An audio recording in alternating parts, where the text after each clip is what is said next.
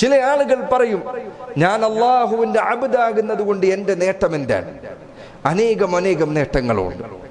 അതിലേറ്റവും പ്രധാനപ്പെട്ടത്, നീ എത്രമാത്രം അള്ളാഹുവിന്റെ അടിമത്തം അംഗീകരിക്കുന്നു അത്രമാത്രം മറ്റുള്ള അടിമത്തങ്ങളിൽ നിന്ന്, മറ്റുള്ള ചങ്ങലക്കെട്ടുകളിൽ നിന്ന് നീ സ്വതന്ത്രനായിക്കൊണ്ടേയിരിക്കും.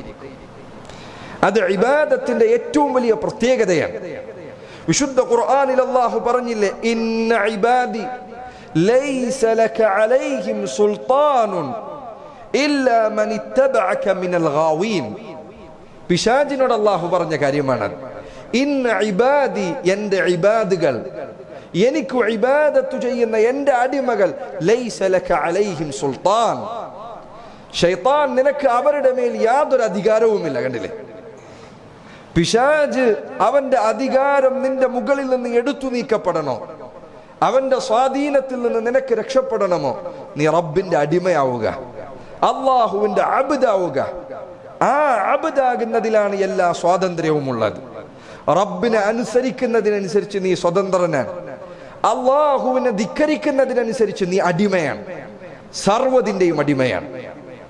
അതുകൊണ്ടാണ് നബി സല്ലല്ലാഹു അലൈഹി വസല്ലം പറഞ്ഞത്, تعس عبد الدينار تعس عبد الدرهم تعس عبد الخميصة تعس عبد الخميلة تعس وانتكس إذا شيك فلانتقش. ദിർഹമിന്റെയും ദീനാറിന്റെയും വസ്ത്രത്തിന്റെയും പുതപ്പിന്റെയും അടിമകൾ നശിക്കട്ടെ, അവൻ നശിക്കുകയും അവന്റെ കാര്യങ്ങൾ കീഴ്മേൽ മറിയുകയും ചെയ്യട്ടെ. അവനൊരു മുള്ളുകുത്തിയാൽ പോലും അതൊന്ന് പുറത്തേക്കെടുക്കാനുള്ള ക്ഷമ പോലും അവനില്ല. അത്രമാത്രം പ്രയാസത്തിലാണ് അവനുള്ളത്. സഹോദര, റബ്ബിന്റെ അടിമയാകുന്നതോടെ ഹൃദയത്തിൽ നിർഭയത്വമുണ്ട്. അള്ളാഹു നിനക്ക് നൽകുന്ന അവന്റെ സാമീപ്യമുണ്ട്, അള്ളാഹു നൽകുന്ന സമാധാനമുണ്ട്.